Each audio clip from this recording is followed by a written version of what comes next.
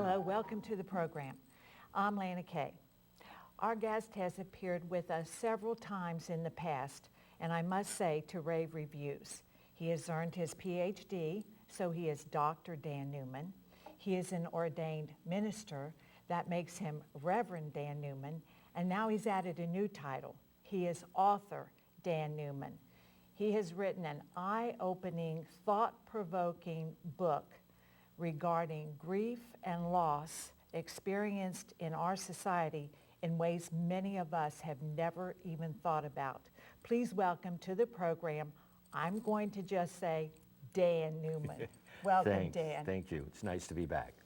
Well, Dan, first of all, congratulations on a groundbreaking book. I'll show the jacket right now. Love the jacket. Thank you. Great, great shot, of course, someone incarcerated. And Dan, I'm going to give my perspective before I even talk to you. Okay. This combined, for me, your best values as a person, that being your expertise in counseling, coupled with your deep spiritual conviction. Mm-hmm. And that really is what this book is all about in your Exactly. personal journey. So I have to ask, though, Okay. and also I want to add integrity. Many times in the book he says, I feel that would be hurtful to the families, so I'm not going there, or else I have promised to not go there, and I'm going to keep my word. So I'll add integrity too. Thank But you. Dan, then why did you decide to write this book? It's such an unusual topic. It was such an unusual circumstance, and when I got involved with the death row inmate, everything I had learned about death, dying, grief, and bereavement counseling wasn't working. Okay. And I suddenly realized I had to put it in reverse, because the grief and bereavement aspect started at sentencing. I see. All the way back then. That's when the family lost the individual. That's when the other family, lost the perpetrator, going to jail. And there was nothing out there that I could find to help me go through these circumstances. Mm-hmm. So halfway through my experience with the death row inmates, I got permission. I said, someday I'm going to write a book. People have to have a book resource. Yes. This is the resource. This, and it's just a great process that he takes us on. Okay, now, Dan, the first inmate that you helped was nonviolent. And Right. and by the way, he has changed the names in the book again to protect the families and really the inmate. So tell us, first Seth he was in a minimum security prison. This is when you began your journey into the prison. Right, and I wasn't even a counselor or a minister yet. This was a favor to a neighbor. Okay. To help take care of her son, because she was too elderly to go visit. So this was my introduction into the prison system, and it was a very light security prison. It was a nonviolent crime that he committed. It was drug related. So I had no idea at that time that I would ever be writing a book on it, let alone over the years advance from just a friend visitation to spiritual counselor on death row. It surprised me as much as it did everybody else. But still, in the first review, and we called him Bruce, he experienced the loss of his mother and father. That's why at the beginning of the book, it's all these levels of grief. Of course, they were grieving that he was incarcerated, and then he loses them while he's incarcerated. Right. And I thought that was very interesting. Well, that's what I was hoping to do with the book. It's not so much about someone's beliefs in the death penalty or not the death penalty. It's understanding the grief and the loss of the families involved, not just the inmates. Right. And when his father passed and he could not attend the funeral, very sad. And then when he was able to attend his mother's funeral, the work it took just to get him, take the handcuffs off long enough for him to be able to kiss his mother goodbye. Yes. And then handcuffed again and gone. That was a powerful moment. It's sad moment. It is a very sad moment because there's loss throughout the board. Yes, and also in this section you reviewed how much life had changed in his 8 years of incarceration, and that was so interesting to think. We in our society, we go in and out. 8 years, he was gone, and Dan showed a very, very interesting comparison to how prices life in general had changed so much, and that's why we see in these movies, they want to get back in. They're so lost. They are lost. That they can't cope. Well, it's like I said in the book, you know, when you're used to spending, when he asked me to get him a pair of sunglasses, and he was thinking they were going to be like $4.95, and I told him they were $16.95, and he was like, what? Sunglasses, sure. But everything over the years keeps increasing. So when you're in a void, a jail or a prison for 8 years or longer, whatever, the outside world doesn't stop. That's right. And they have a hard time adjusting. Their world has stopped. Yes. Okay, now your next inmate, and again, Seth is what he's calling this inmate. His case escalated then. Well, he was first not too dangerous, but then he broke some rules, and then he was sent to maximum security prison. Now, this is the first time that you experienced a lockdown, was with him. And Dan, how did you feel? We see this in movies, and it gives us all chills. But how was it really sitting there when you knew, I can't get out of here? It was an interestingly, frighteningly, you know, almost morbid sensation, because it was just because of a thunderstorm, tornado warnings. Right. It's not like there was an uprising in the prison. It wasn't that my life was threatened or anything like that.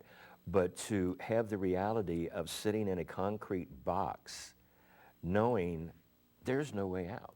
Right. There's no way to get out of here. And I'm a little bit claustrophobic anyway. But the guards that were there were very, you know, very polite and saying, you know, you're going to have to stay, you can't leave. And I'm like, excuse me? Also, you said you scanned the room and you realized that you were in with some extremely violent people. So all this had to be going through your head at once. Yeah, because when you look at some of these inmates, they look like everyday people you would see on the streets, but you see that little thing in the eyes. Exactly. You know, it's like, it's almost like looking at their eyes is seeing the eyes of a cat looking at a mouse. And it gets creepy. It gets very creepy. Very creepy. Okay. Now, we will go to Mitch, Dan, and this prisoner that you became spiritual counselor to, who had been convicted of murder, and more than that, he was waiting execution on death row, and he was looking forward to his execution. And you knew all of that when you took this. Your account of the interaction between you and Mitch are the book's most powerful moments, because this was the most serious crime and the most serious sentence. Right. So look, after meeting and sizing each other up, the two of you, I'm going rather fast here, decide we can work with each other. We can do this. Now, on one of your early visits, you encounter a very handsome, blue-eyed, well-built prisoner who wanted you to become his spiritual counselor after Mitch's demise, because everyone knew that that was a matter of time. Now, he committed a lewd act, and he was ushered away. And then Mitch, you wondered, well, what has he done? And Mitch told you 8 to 10 murders, they're really not sure, and involving disturbing torture and sexual acts attached to these crimes. So now the reality of your situation, you said, came really closing in, because this man was so beautiful, and a good example is Ted Bundy. I mean, Ted Bundy, handsome, articulate, educated man. It's hard for us to believe, a society that's so based on looks and attractiveness, that these can be the biggest monsters. Right, and that was the thing about this man. He was a serial killer, and he used his looks to find his prey. He was not discriminatory. Male, female, made no difference. He could grace the cover of any fashion magazine, any bodybuilding magazine, and you know, he had a smile that any dentist would be proud of. You know, I mean, just remarkable man. And then when you see that little evil, oh, I don't like the word evil, that not normal spark, and all of a sudden you just get that sensation of, oh, this is not good. Something's not right here. And after they took him away, and I asked Mitch what had happened, and Mitch told me he was a serial killer and how he used his looks to find his prey, that's when the reality of, you know, I'm sitting in the midst of people that would take another human life like that. Feel no second thoughts, have no regrets. These are your confirmed murderers and killers. Okay, now that's scary, but you and Mitch continue on with your visits, and you talk and you share jokes and you're friendly with each other. And then one day Mitch decides to, and you had never questioned him, you were waiting for him to get ready and trust you and build that relationship. But then one day he graphically decides to tell you of his crime. And you had to be just horrified. And how, I mean, you knew him on one level, like sort of buddy, and I'm helping you and that. And then suddenly, how was it to be sitting there with him, realizing he is so dangerous? And it's, looking back on it, he and I were, quote, almost friends. If I had met him in other circumstances, he would have been a friend. You know, the personality, the humor, everything went along with it. And I had waited for him to open up enough to tell me exactly what the crime was, what had happened, what had triggered it. And as I said in the book, be careful what you ask for. that's it.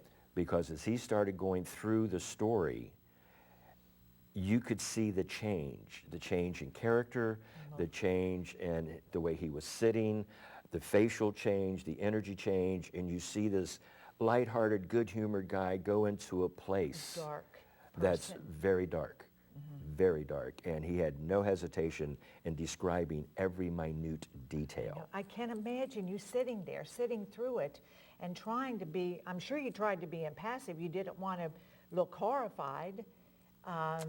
It's a good acting job. You just- I didn't look horrified, I was just numb. You know, even And- after everything was over with and I'm driving home, I I know, had to you- stop. I was numb. It just, wow, this is a reality. Okay, now this is what baffles me.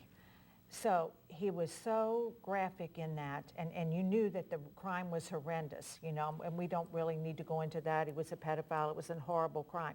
But then he would turn around and tell you, I want to be executed. He'd have the presence of mind to say, because 2 teachers could be paid a salary for that year that they will house me. So how does a man that is that dark and dangerous then care about society or teachers? That's so puzzling to me. Here's a man like anybody outside, okay? Very logical, very practical. Life went wrong. All of that went along with it. The crossover, as he put it in his words, is once you cross that moral boundary and take another life, there is no other rush like it on the planet. The only way you'll get that rush back, Just to do it again. do it again. That's the horrifying part, because he told you, he discusses that he would do it again if he was given the chance. And until then, you say you believed in rehabilitation. You always thought, I know with the right help, they can overcome. And then you realized in that second when he told you I would do it again. Right. If it's like a drug addict that can't be cured, like an alcoholic that can't be cured, if he took a human life and that's his addiction, if that addiction takes over, he will commit the crime again. And that's when I realized not every human can be saved. As much as that goes against my grain as a minister and my spiritual, but it's a reality. Yes, check, it is a reality check. Okay, another powerful moment. And let's go, and of course there's much more in between that you need to know, but let's go to execution day. And so all through this, he had more said, let's get at it, you know. But did he stay that way, Dan? Because talking about it and then really facing the reality of one's death, I mean, did he become apprehensive or did he become fearful? Not at all. He really held it. He was so at peace with the fact that was happening. He had been saved. He was baptized by his request, by a different minister, not me. But he was so at peace with the fact that he had prayed for forgiveness, forgiven himself, apologized to the family. He was ready to go. I put it to equivalent of somebody that's had long-term cancer, that they know when the time's close. Okay. and they get that smile, they get that release. Okay. This is what I saw in this man's face. He was prepared to go. Okay, now, how did you feel? Because you had known him and you knew you were working up to this, but again, when it's really happening and they brought him in and you're viewing from outside, then how did you feel exactly? I felt totally at peace. I was surprised at that, and the other people involved, the lawyers and everybody, were just trying to take care of me so well, because this was my first execution.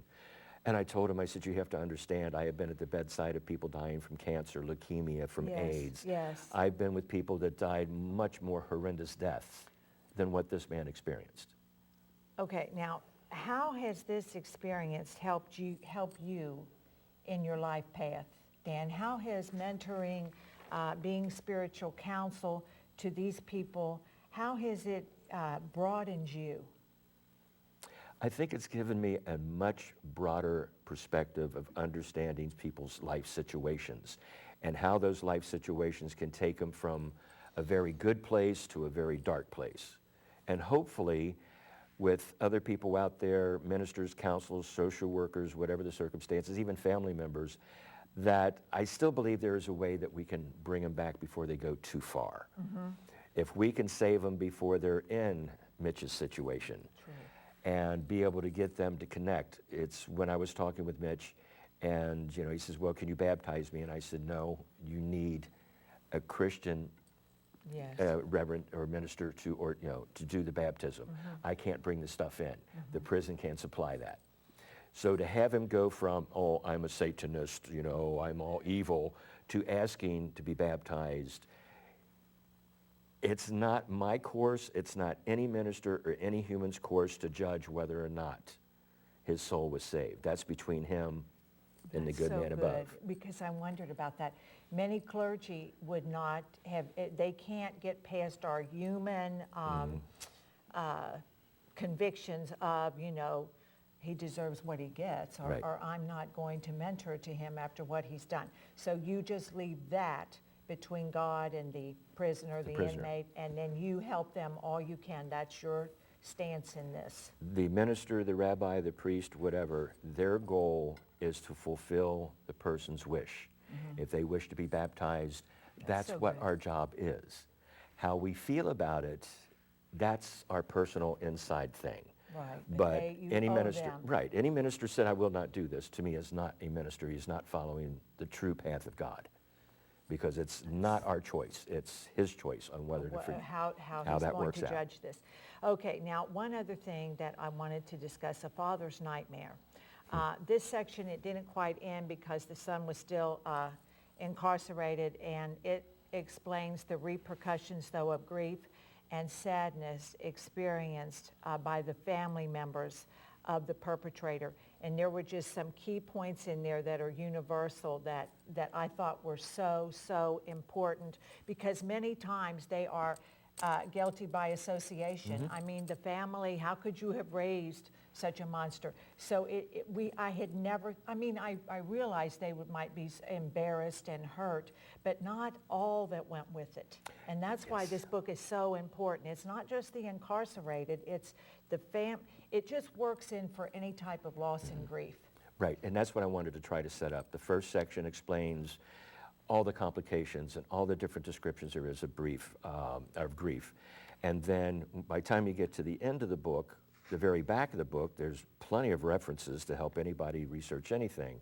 But in the last story, it just shows how a normal, everyday, fun-loving young man can spiral so quickly and wind up taking another human life.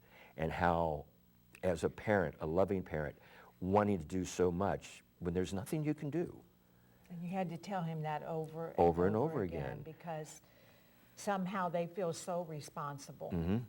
If I hadn't done this, my son wouldn't have done this. It's like, no, your son made that decision. Okay, so quickly in the case of the father's nightmare, the son had been at the bowling alley, mm-hmm. and they had a confrontation, and he felt he had to stand up in front of his girl, and then the guy got the best of him. He takes the girl home, he returns, and now, he had some beer and lots of alcohol, came back and ran over the wrong guy. Right. Okay, so which was just a horrific account, and but, I mean, so Dan, I know in all your counseling, is it drugs and drink a lot of times? Because on drugs, some of them can't remember exactly what went down. Is it really involved drugs and drinking? This guy messed up his life over, Well, that's what and I his said. family's life. His and- family's life, the victim's life, who Oh, had nothing to do with it. yeah, the The innocent victim's guy, family, and most of then all. the guilt of the guy who he thought he Yes. was killing, Yes. realizing he was out to get me. It just shows that any simple situation, alcohol plays a big part in a lot of this. Drugs play a big part in this kind of violence. But the problem I do have is I don't care how much alcohol or drugs there's involved. Up here, they still know what they're doing. Okay? Still know You they've done it. cannot be so drunk as not to say, well, I didn't realize I was running over him. When you backed over him, Yes, I hit agree. and backed up, I you know agree. what you were doing. I agree. You have Okay. to be accountable. You have to be accountable. Drugs, alcohol, broken family, all these excuses, no. You are responsible for your action. That's so good and so true. Okay, at the end, he mentioned there are additional grief resources all in the back of his book. I appreciated this so much because I feel that people that buy this book will be grief-stricken, and it tells you where to go for your particular suffering. And I thought, Dan, I know how caring you are, and I thought, and then he ended it, additional grief resources. It will tell you if you've lost a spouse, if you have lost your mother or father, it's all in there. So, Dan, we're almost out of time. The book is, of course, Grief Behind Bars, Dan Newman. And I want to know, do you want to add anything before we go? You can go to, and it'll be up here, griefbehindbars.com to order the book. By the end of this month, it will be available electronic version as well. Right now, it's just available in the paperback. Great. And thank you so much for giving me the opportunity to talk about the book, because this way we can help more people. That's true. In this book, you'll discover the levels of loss and grief that you have never even thought about. Don't miss it. As always, thank you for being Thank with you. me. Be happy, and I'll see you soon.